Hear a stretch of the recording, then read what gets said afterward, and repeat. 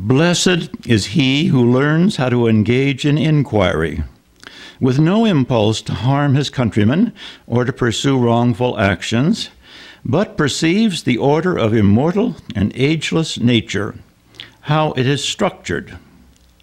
The words are those of a poet named Euripides. They were sung by the chorus in a play performed in an outdoor theater built by citizens of the world's first democracy in ancient Greece. We hold these truths to be self-evident, that all men are created equal and endowed by their Creator with certain inalienable rights. Among these are life, liberty, and the pursuit of happiness. The words are from the Declaration of Independence in 1776, written by Thomas Jefferson here in an upstairs room in Philadelphia, the first capital of the world's longest-lasting modern democracy, the United States of America. How did the world get to Greece, from Greece to Philadelphia, and from Philadelphia to now? Just as natural selection has directed the evolution of plant and animal structures over hundreds of millions of years, so too there has been an evolution of human political structures over thousands of years. Euripides and Jefferson, each in his own way, pointed to key enduring ideas in three areas of human thought and action that have played and still play crucial roles in political evolution. 1. Inquiry into nature, science and technology, in other words. 2. Meanings, religion, philosophy, and the arts, in other words. And 3. Pursuit of happiness, personal recognition, trade, property, and pleasure, in other words. Let's begin at the beginning. Humans first appeared on planet Earth some 2 to 3 million years ago. The first humans lived in small, extended, family-sized bands scattered over large areas. The great problem early humans faced was survival. Storms, droughts, ice ages, diseases. Larger, faster, and stronger animals, as well as competing bands of humans, threatened that survival every day. For the basics of survival, food and shelter, humans relied on hunting, fishing, gathering wild foods, finding suitable caves, or improvising simple huts. For the basics of reproduction, they relied on their instinct for pleasure, their need for companionship, and their ability to trade with nearby clans. When humans invented spoken language, enduring ideas were born to share the evolutionary field with physical genes. Early humans used spoken language to help them in the hunt, to help them find useful plants, to help them tame useful animals, and to protect them from harmful plants and animals.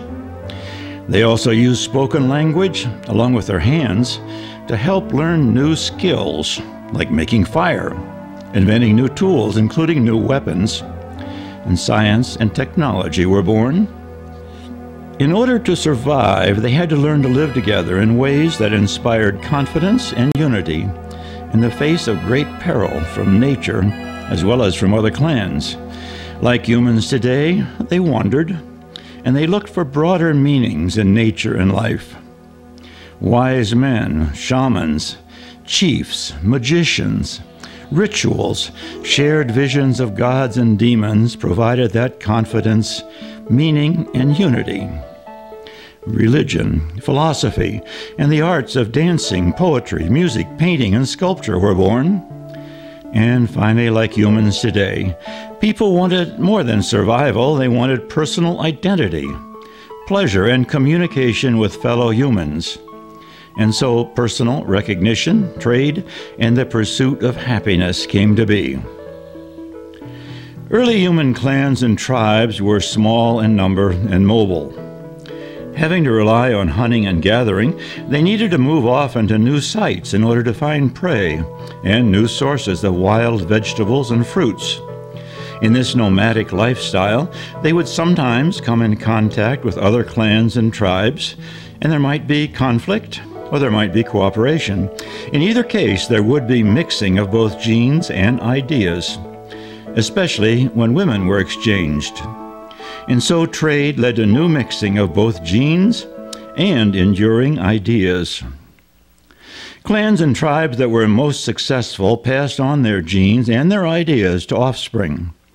Some offspring from these early human clans survive today in remote regions of South America and in other spots in the South Pacific and Africa, their gene pools intact and their enduring cultural ideas surviving in virtually unchanged form from their origins 100,000 years ago.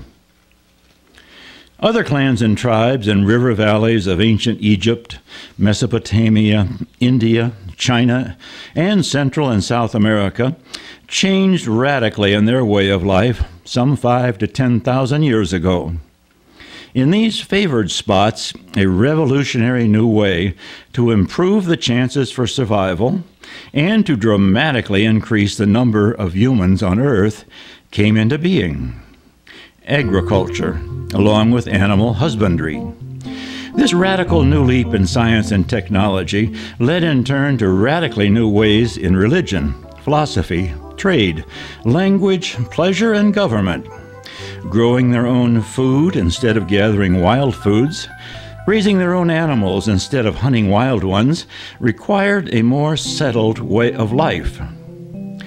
Growing food and raising animals also meant that many more people could be fed, clothed, and sheltered. And populations of human beings exploded. Instead of 2 or 3 million human beings living on Earth, there were soon 200 to 300 million human beings, living mostly in or near these great river valleys, around inland seas like the Mediterranean, or in special environments near the ocean, like present-day Peru and Southeast Asia. These much larger societies of human beings built permanent villages and eventually the first cities and the first civilizations. Most of these early civilizations developed a written language, probably in response to a need for accounting in their trade relations. Almost all of the first civilizations in China, India, Mesopotamia, Egypt, and South America also developed more or less tyrannical forms of government. Hereditary emperors, pharaohs, kings, and czars ruled over small and large kingdoms. Wealth in the form of food, animals, gold, weaponry, and slaves was now visible and for the most part stationary. Wealth was also limited. That is, even though there was much more food, animals, gold, weaponry, and slaves than there had been for hunter-gathering clans, there was only so much fruitful land and so many available natural resources. With only a limited amount of wealth, wars became common to control as much of that new wealth as possible. A class of warriors became the dominant group in all these agriculturally based kingdoms. It was no longer possible to know all members of your clan or tribe as humans could before agriculture came along. Neither wealth nor physical power alone could control these much larger groups of human beings. New religious ideas, reinforced by rituals, temples, and artistic creations, gave power, unity, and a sense of belonging to the people. In China, India, and Southeast Asia, variations of Buddhism, Hinduism, Taoism, Shintoism, and Confucianism gave people that power, unity, and sense of belonging. In Mesopotamia, Mongolia, Egypt, Africa, and South America, people worshipped many gods and feared many demons. The gods worshipped in ancient Greece and Rome still survive in our modern literature and technology. Apollo, Zeus, Aphrodite, Venus, Mars, and Jupiter. In almost all of these kingdoms, there were frequent wars, frequent sacrifices to the gods, often sacrifices of human beings, and frequent taking of slaves. Religious ideas proved useful for giving meaning to people's lives, for the authority of monarchs and as allies in wars, but they were often in conflict with ideas for inquiry, for trade, and for pleasure. One small place where inquiry in the form of natural philosophy made inroads in the meanings area was here in ancient Greece, around 2,500 years ago. In small city-states like Miletus, and later in larger city-states like Athens, a new idea for governing, based on reason and experience, was tried. The Greeks called it democracy. Here in Athens, for instance, every citizen would gather in the center of town to pass laws, make judgments on disputes, assess taxes, and vote for war or peace. The duties and offices of government were assigned by lot. Every citizen was free to pursue his own interests so long as they did not interfere with others. Every citizen had the right to his own private property. Well, this direct democracy of the ancient Greek city-states had severe limitations. While citizens of the city-state were free and equal, citizens did not include women, nor did it include slaves. At the height of Athens' democratic glory, out of an estimated population of 400,000 people, there were only about 40,000 citizens. And even for these citizens, it was a democracy of majority rule, with little attention paid to the rights and civil liberties of minorities. One of their most illustrious citizens, for instance, a philosopher named Socrates, was sentenced to death for, quote, corrupting the youth, unquote. There were as yet no such things as inalienable rights. Despite the flaws, from these first democratic city-states of ancient Greece came a flowering of some of the world's greatest literature, philosophy, science, and art. Treasures that were later to inspire a renaissance of Western culture that would in turn lead to our modern world culture. And despite its flaws, the democracy of Athens was better for most people than the tyranny of nearby city-state Sparta, as well as all the other despotisms of agriculturally based kingdoms in Persia, Egypt, Europe, Asia, Africa, and Central and South America. None of these governments made any pretense of supporting life, liberty, or the pursuit of happiness, except for the topmost layer of nobility and aristocracy. The top 1%, that is, while the 99% at the bottom had to make do with peasantry, serfdom, or slavery. Rome, founded as a small city-state in Italy, began as an aristocratic republic. Rome borrowed and built on some of the intellectual, cultural riches of Greece, and in some important ways advanced its democratic ideas. In the process of founding and governing their empire, for instance, the Romans developed a system of Roman law based on nature and reason that has had great influence in the Western world.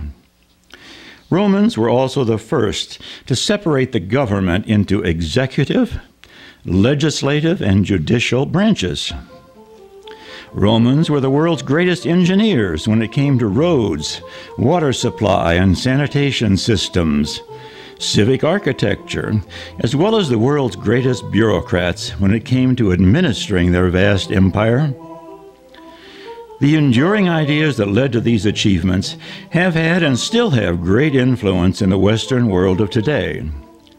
We still speak, for instance, of senators, councils, constitutions, republics, all words derived from their Latin Roman roots. Travel to Paris or London or Berlin or to our national capital in Washington, and you will see many examples of the Roman architectural influence. Unfortunately, as Rome prospered, it became more imperial and tyrannical. It grew into an empire that eventually included most of the land around the Mediterranean Sea, going as far north as Great Britain, as far east as Persia, and as far south as North Africa. Slavery increased as equality and liberty were crushed under the boots of the marching imperial legions. Rome was not the only agriculturally based empire in the ancient world. China, India, Southeast Asia, Africa, and Central and South America also nurtured empires of large areas and impressive achievements in the arts and sciences. In the 13th to the 14th centuries, the Mongolian Empire, led by the warrior Genghis Khan, controlled an area larger than the Roman Empire, stretching from China in the east to Europe in the west. Chinese people created a rich civilization that for many centuries surpassed all others in science, in the arts, in organization, and in trade. The first printing presses, the first magnetic compasses, the finest ceramics and metalwork, gunpowder, porcelain, silk, and paper. The largest and best sailing ships all came to the world first in China. Similar advanced agricultural kingdoms flourished in India. One of the most important enduring ideas from India was the invention of what came to be misnamed Arabic numerals. 1, 2, 3, 4, 5, and so forth, including the most important numeral of all, 0. When the first millennium turned into the second millennium in 1000 AD, an Islamic empire had conquered most of southern and eastern areas formerly held by the Roman Empire and had extended its rule into Eastern Europe and into modern-day Spain. In Central and South America, the Mayan, later the Aztec and Inca empires ruled successfully over large areas of the American continent. And so too in Southeast Asia, there were large agriculturally based empires. Now, recent scholarship has shown that in some of these ancient empires, there was a form of local democracy. Villagers in India, China, Southeast Asia, and in the Islamic provinces of North Africa and the Middle East held democratically based councils to decide on local matters of importance. These early approaches to democratic government did not have much of any influence on Europe and European North America. Today, however, in the 21st century, they may yet turn out to have a great deal of influence on the emerging democracies in Asia, Africa, and the Middle East. In the Western world, the Roman Empire lasted over 500 years. Scholars debate the causes of its decline and eventual collapse. In religion and philosophy, the Roman Empire was an unusual mixture of polytheism and natural reason. The worship of many gods, from Jupiter to Venus and Mars, gave meaning and structure to the state and inspiration for the arts. The use of reason in the classical philosophies of Stoics, Epicureans, and Platonists provided support and meaning for the aristocracy, though they offered little help to the majority, that is, to the downtrodden and the slave. In the later years of the Roman Empire, the explosive growth of two new monotheistic religions, however, did provide support and meaning for the downtrodden and the slave, and these two new religions, Christianity and Islam, have profoundly changed world history down to our own day. It was the Christian vision that first triumphed in the Western world. 100 years later, the Islamic vision arose to challenge the Christian world. Both Islamic and Christian civilizations were dominated by strong monotheistic religious ideas that had a common origin in the Jewish biblical lands of ancient Israel. For the most part, these ideas did not encourage the kind of rational inquiry into nature's basic structure that had flourished briefly in ancient Greece. An early 6th century Christian bishop and philosopher in North Africa, later canonized as St. Augustine, cautioned his followers. There is another form of temptation, even more fraught with danger. This is the disease of curiosity. It is this which drives us to try and discover the secrets of nature, those secrets which are beyond our understanding, which can avail us nothing, and which man should not wish to learn." Unquote. Nor did Christianity or Islam encourage the pursuit of earthly happiness, since both religions preach the ultimate importance of salvation, that is, life after death. Both Islamic and Christian civilizations did, on the other hand, foster earthly ideas that eventually led to modern democracy's belief in the inalienable rights of individual human beings, given them by Islam's Allah or by Christianity's God, and not to be abrogated by human rulers. This was a theory. In practice, both Islamic and Christian civilizations were strongly aristocratic and maintained some of the same class distinctions and tyrannical rules bequeathed by the Roman, Greek, Jewish, and Arab civilizations from which they grew. Both Christianity and Islam honored a strong warrior class as essential to the civilization's survival and power. Both were founded in an agricultural age and saw wealth in terms of land, shepherds, laborers, and gold. Both believed in a jealous God and fought many barbaric wars through many dark centuries, trying to prove their religion was the one true religion, their God the one true God. One difference was the way they viewed government. For Christianity, religion and state were not the same. Jesus had said, "Give unto Caesar the things that are Caesar's, and to God the things that are God's." In all matters spiritual, the Pope in Rome was supreme.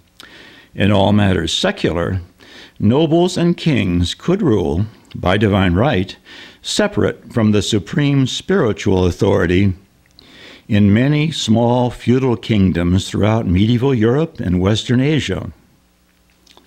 In Islam, on the other hand, religion and government were never separate. They were one and the same. Since all of life must be governed by the laws of Allah, not of men, no distinction was made between religion and state.